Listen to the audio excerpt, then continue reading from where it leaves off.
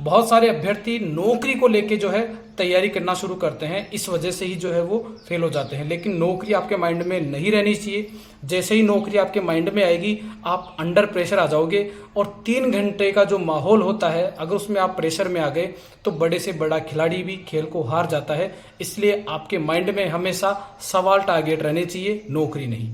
बड़े से बड़ा युद्ध बड़े हथियारों से नहीं, एक बड़ी रणनीति से जीता जाता है, और इसका जीता जागता उदाहरण है महाभारत का युद्ध। भगवान श्री कृष्ण की रणनीति के चलते ही पांडव ये युद्ध जीत पाए थे। तो साथियों, आज हम इसी रणनीति के बारे में बात करेंगे, क्योंकि चाहे युद्ध का मैदान हो या फिर किसी कंपटीशन एग्जाम का एग्जाम हॉल, जहाँ पे अगर आपकी सटीक रणनीति है, आपके पास कोई रणनीति है जिसके तहत आपने तैयारी की है, तो ही आप उस काम में सफलता प्राप्त कर सकते हो। तो साथियों, आज हम जिस भर्ती की बात करेंगे वो है एलडीसी भर्ती। आज का ये वीडियो बहुत ज़्यादा महत्वपूर्ण होने वाला है उन साथियों के लिए जो एलडीसी भर्ती 2024 की तैयारी कर रहे हैं। तो 11 अगस्त यानी कि आज से करीब 1 महीना बचा है। तो 1 महीने में क्या रणनीति रखनी चाहिए आपको, किस तरह से जो सिलेबस है उसको कवर किया जाना चाहिए, और क्या टारगेट लेके चलना चाहिए कि जो आपका सपना है उसको आप पूरा कर सकें और आप एलडीसी बन सकें। करीब 4000 प्लस पदों पर यह भर्ती की जा रही है, और कर्मचारी चयन बोर्ड द्वारा इस भर्ती को कंडक्ट करवाया जा रहा है। इस भर्ती में कुछ नियम है जिनकी बात करें तो इसमें नेगेटिव मार्किंग 1/3 है। इसमें 2 पेपर हैं। पहला पेपर जिसमें जीके, जीएस और गणित है, और ये तीनों सेक्शन जो है वो 100 नंबर के होंगे और 150 क्वेश्चन होंगे, यानी कि एक क्वेश्चन का जो वेटेज है 0.66 नंबर रहने वाला है। दूसरे पेपर की बात करें तो दूसरे पेपर में हिंदी और इंग्लिश है। हिंदी और इंग्लिश दोनों के 75 सवाल, करीब 150 सवाल जो है 100 नंबर के लिए रहने वाले हैं, यानी कि वहाँ भी 0.66 जो है इसका वेटेज रहने वाला है एक सवाल का। उसके बाद में जो फेज 2 है, फेज 2 में आपकी हिंदी टाइपिंग की जाएगी। हिंदी टाइपिंग में आपकी गति देखी जाएगी और दक्षता देखी जाएगी, यानी कि आपकी जो एक्यूरेसी है वो कितनी है। इसके साथ में आपकी इंग्लिश टाइपिंग भी देखी जाएगी, और इंग्लिश टाइपिंग में भी आपकी स्पीड और आपकी जो एक्यूरेसी है वो देखा जाएगा। इसमें 5 ऑप्शन रहने वाले हैं। 5वें ऑप्शन को खाली छोड़ने पर आपको आपका 1/3 नंबर काट लिया जाएगा, और अगर पेपर के 10% से ज़्यादा प्रश्नों को आपने अटेंड नहीं किया और 5वां ऑप्शन भी आपने खाली छोड़ दिया तो आपको डिस्क्वालीफाई कर दिया जाएगा। ये कुछ नियम थे इस भर्ती के जो मैंने आपके साथ साझा किए हैं। अब बात करते हैं इसके सिलेबस की, यानी कि आपके पास 1 महीना बचा है, और 1 महीने में आप किस तरह पढ़ें, क्योंकि पढ़ाई करने वाले बच्चों की संख्या बहुत ज़्यादा है। अगर बीती भर्तियों की बात करें, चाहे जेआरई की बात करो, सूचना सहायक की बात करो, कर्मचारी चयन बोर्ड की जो बीती भर्तियां हैं जिनमें पदों की संख्या बहुत ज़्यादा थी, कंपटीशन न के बराबर था, फिर भी जो कट ऑफ गई है वो उम्मीद से बाहर गई है। आज के वीडियो में हम यही बात करने वाले हैं कि तैयारी कैसे की जाए कि इस 1 महीने में हम अपनी तैयारी में 4 चांद लगा सके। किसी भी रणनीति के 3 प्रमुख फैक्टर होते हैं, जिनमें से पहला प्रमुख फैक्टर होता है टारगेट, यानी कि क्या अचीव करना है। दूसरा प्रमुख फैक्टर आ जाता है टाइम, कितने टाइम में करना है। और तीसरा प्रमुख फैक्टर आ जाता है वो आ जाता है आपका कंटेंट, यानी कि क्या पढ़ के करना है। साथियों, आज के इस वीडियो में हम इन्हीं प्रमुख फैक्टरों पे बात करेंगे, और उसके बाद में हम बात करेंगे कि फाइनली जो है कट ऑफ क्या रह सकती है। पहले फैक्टर की बात करें तो पहला फैक्टर होता है टारगेट, यानी कि टारगेट क्या रहना चाहिए। इस भर्ती की बात करें, इस भर्ती में दोनों पेपरों में 200 नंबर के सवाल हैं, यानी कि पेपर फर्स्ट में 100 नंबर, दूसरे पेपर में 100 नंबर। 200 में से 180 हमारा टारगेट रहना चाहिए। बहुत सारे साथी बोलेंगे कि 200 में से 200 क्यों नहीं।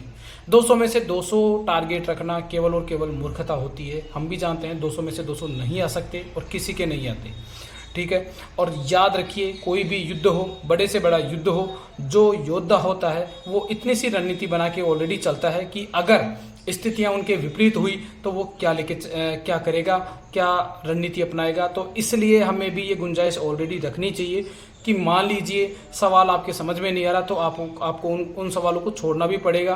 गलत बैठ रहे तो उन सवालों को छोड़ना भी पड़ेगा। तो इस प्रकार जो कुल मिला के आपका जो टारगेट होना चाहिए वो 180 नंबर पे होना चाहिए 200 में से, ठीक है। अब इसके बाद में बात आ जाती है कि क्या 180 नंबर के बिल्कुल सही बैठ जाएंगे, ऐसा नहीं होता। जितना हम टारगेट लेके चलते हैं उससे ज़्यादा मेहनत करनी पड़ती है, और फिर जो अचीव होता है वो उससे कम होता है। यानी कि हम 100% टारगेट लेके चलें तो 120% जो है मेहनत करनी पड़ेगी, और हमें जो मिलेगा वो 70% ही मिलेगा। और यही नेचर का नियम है, ये प्रकृति का नियम है। तो जब हम 180 का टारगेट लेके चलेंगे तो हमारे जो नंबर बैठेंगे वो 150 160 के आसपास नंबर बैठेंगे। तो साथियों 150-60 का जब आपका आंकड़ा बैठ जाएगा तो यकीन मानिए आपने पहली जंग तो जीत ली है। तो इसलिए पहले टारगेट की बात, पहले फैक्टर की बात करूं, रणनीति का पहला फैक्टर यानी टारगेट, तो आपका टारगेट 200 नंबर में से 180 नंबर होना चाहिए। तो दूसरा प्रमुख फैक्टर आ जाता है टाइम, यानी कि टाइम अब सबके पास 1 महीना बचा है, करीब करीब 1 महीना बचा है। लेकिन इस 1 महीने में अब कैसे तैयारी की जाए, क्योंकि इस 1 महीने में सारे सब्जेक्टों को सही तरीके से दोबारा पढ़ना पॉसिबल नहीं है। तो इस 1 महीने में केवल और केवल प्रमुख चीज़ों पे ही काम किया जाना चाहिए, और जिनमें से पहली चीज़ बता देता हूँ मैं। पेपर फर्स्ट में जो सिलेबस है आपका, वो है आपका जीके, जीएस और मैथ्स। इस तरह टाइम मैनेजमेंट करना है कि आपको मैक्सिमम आउटपुट मिल सके। और आप सभी जानते हैं कि राजस्थान जीके समंदर जैसा है, समंदर जैसा अथाह है। आप कितना भी पढ़ लो फिर भी कम पड़ जाता है, और कितना भी पढ़ लो, कितना ही ज्ञानी क्यों ना हो, पूरे में से पूरे नंबर नहीं ला सकता जीके में। तो साथियों जीके को आपको थोड़ा सा कम टाइम देना है इस टाइम में, क्योंकि 1 महीने में जो टाइम बचा है उसके अनुकूल बता रहा हूँ कि उसमें आपको कैसा पढ़ना चाहिए और क्या पढ़ना चाहिए। तो इस 1 महीने में आपको जीके को सबसे कम प्रायोरिटी पे रखना चाहिए।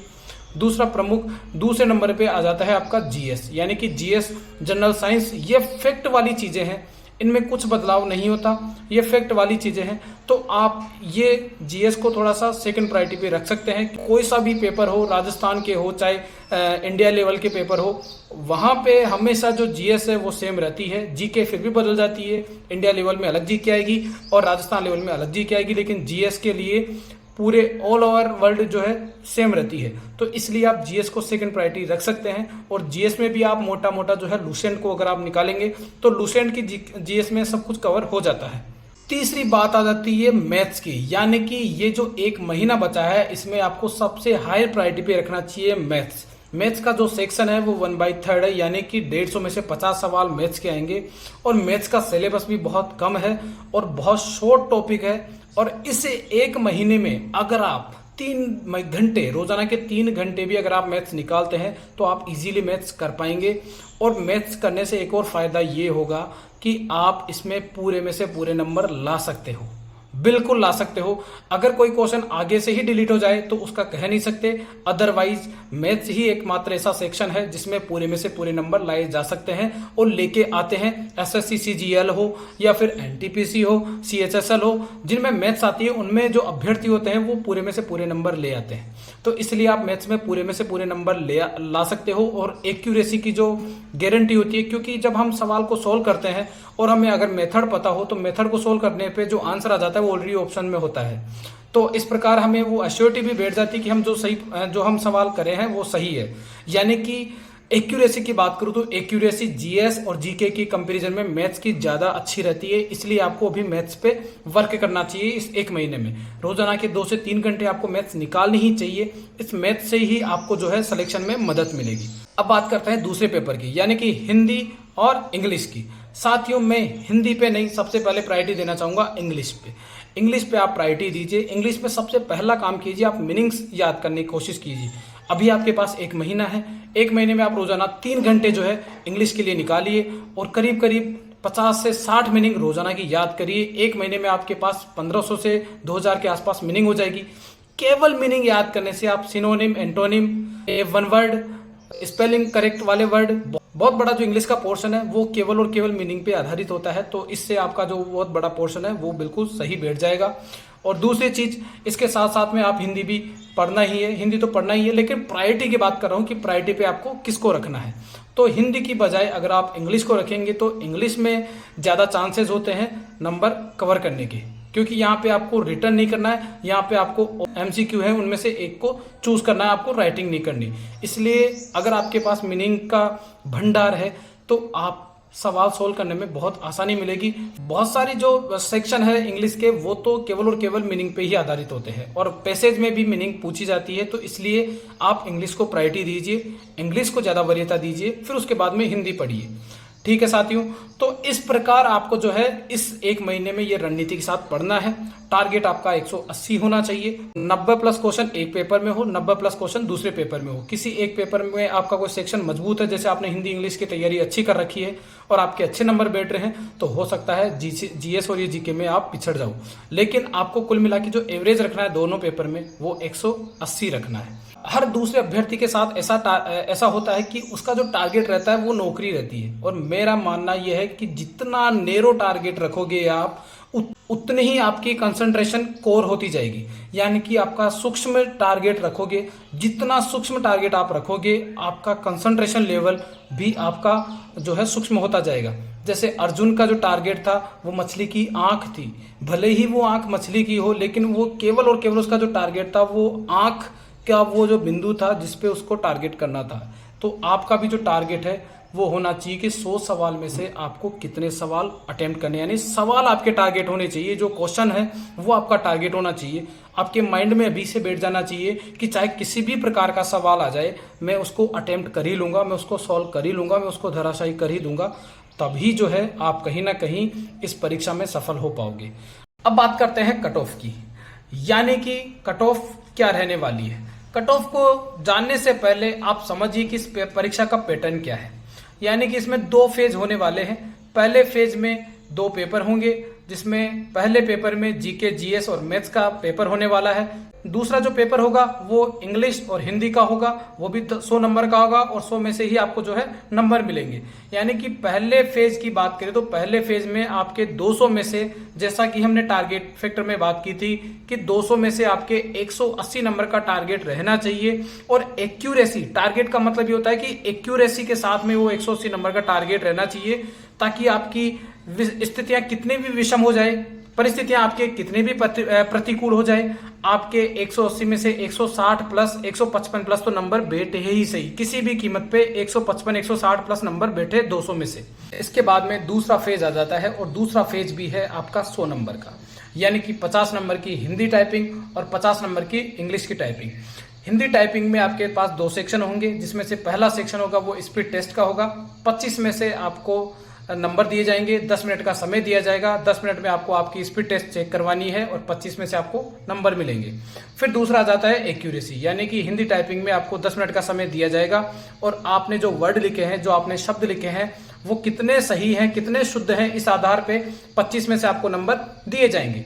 दूसरा सेक्शन आ जाता है इंग्लिश का। इंग्लिश में भी आपको 10 मिनट मिलेंगे स्पीड टेस्ट के लिए, और 25 में से नंबर दिए जाएंगे, और एक्यूरेसी के लिए भी 10 मिनट दिए जाएंगे और 25 में से नंबर मिलेंगे। यानी कि जो सेकंड फेज हो जाता है वो हो जाता है 100 नंबर का, और पहला फेज हो जाता है आपका 200 नंबर का। पिछली जो भर्तियां हुई है 2011, 2013, 2018 और अब 2024, यानी कि अब ये जो 2024 वाली भर्ती है, पिछली जितने भी भर्तियां हुई है सबसे कम वैकेंसी वाली भर्ती है। इससे पहले जो वैकेंसी हुई थी वो करीब 11,000 प्लस पदों पे हुई थी, उससे पहले 7,000 प्लस पदों पे हुई थी, और उससे पहले जो है वो भी 7-8 हजार पदों पे हुई थी। 2011 और 2013 में इस भर्ती को आरपीएससी द्वारा कंडक्ट करवाया गया था, और 2018 से कर्मचारी चयन बोर्ड इस भर्ती को कंडक्ट करवाता आया है। इस बार भी कर्मचारी चयन बोर्ड ही इस भर्ती को कंडक्ट करवा रहा है। अब कट ऑफ की बात करने से पहले कर्मचारी चयन बोर्ड की हाल ही में जारी हुई पिछली भर्तियों की बात करें तो साथियों, सीईटी से ही एक भर्ती थी जेआरए, जिसकी कट ऑफ अनुमान से भी बहुत ज्यादा गई थी। उसमें भी 2 पेपर थे। दूसरे पेपर को लेके बहुत कयास लगाए गए थे कि अगर क्वालिफाई भी कोई कर जाएगा तो वो पास हो जाएगा, लेकिन हुआ जस्ट उल्टा। तो इसलिए हम पहले से ही जो है टारगेट बड़ा लेके चल रहे हैं। यानी कि आपके दोनों पेपर में पहला फेज की बात करूं, पहले फेज में 200 में से आपके 160 प्लस नंबर आपके बैठने चाहिए। बहुत सारों को लगेगा कि ऐसा पॉसिबल नहीं है, लेकिन आपके 160 प्लस नंबर बैठने ही चाहिए। दूसरे फेज की बात करूं, दूसरे फेज में जब 100 नंबर की जो टाइपिंग है, उस टाइपिंग में 100 में से आपके 75-80 जो है नंबर आपके आने चाहिए। इस प्रकार जो टोटल एवरेज बन जाता है वो बन जाता है आपका 240-245, और यही कट ऑफ रहेगी। क्योंकि पिछली भर्तियों की बात करूं तो पिछली भर्ती 2018 में जो भर्ती आई थी उसमें 223 कट ऑफ गई थी, 223, और उससे पहले की जो भर्ती थी उसमें भी 220 कट ऑफ गई थी। यानी कि 220 प्लस कट ऑफ रहती आई है ऑलरेडी, और जबकि पदों की संख्या बहुत ज्यादा थी, इस बार तो ऑलरेडी कम है। और कट ऑफ बीती भर्तियों से तुलना करें तो कट ऑफ ऑलरेडी धीरे धीरे जो है बढ़ती आ रही है। तो यानी कि आपको जो टारगेट है कट ऑफ का, वो 240 प्लस का लेके चलना है। 240 प्लस ही कट ऑफ जाएगी। अगर इससे नीचे जाती है तो ये आपकी किस्मत है, कोई चमत्कार ही होगा, अदरवाइज कोई भी उम्मीद नहीं है कि इसके नीचे जा सकती है। सीईटी के थ्रू ये भर्ती हो रही है और सीईटी में ऑलरेडी 180 कट ऑफ गई है, यानी कि जो पढ़ने वाले हैं कोर स्टूडेंट उन्हीं के बीच में आपसे मुकाबला होने वाला है। ये मुकाबला केवल और केवल घोड़ों के बीच में है, यहाँ कोई गधे शामिल नहीं है। अब तक क्या होता था, अब तक 20-20 लाख की भीड़ बैठती थी, लेकिन पढ़ने वाले वही केवल 10-20 हजार होते थे। और यहाँ आज भी वही समस्या है कि यहाँ भी 10-20 हजार है, लेकिन वो सिर्फ और सिर्फ पढ़ने वाले हैं। इसलिए पिछली भर्तियों से जो है कट ऑफ बहुत ज़्यादा जाने लग गई है। तो आपसे अनुरोध करूंगा कि अभी जो हमने स्ट्रेटजी पे बात की थी, उससे स्ट्रेटजी के अनुसार आप जो है काम करिए, तो आप भी सही दिशा में सही वक्त पे सही चीज करिए, इससे आपको सही परिणाम मिलेंगे। उम्मीद करता हूं आज का वीडियो आपको अच्छा लगा होगा, इन्फॉर्मेटिव लगा होगा, और आप अगर हमारी बातों से संतुष्ट हैं तो हमारे वीडियो को लाइक करें, शेयर करें और सब्सक्राइब करें। और मैं चाहता हूं कि आप सभी का चयन हो और आप अब की बार झंडे गाड़ें। तो मिलेंगे अगले वीडियो में, तब तक के लिए जय हिंद, जय श्री राम।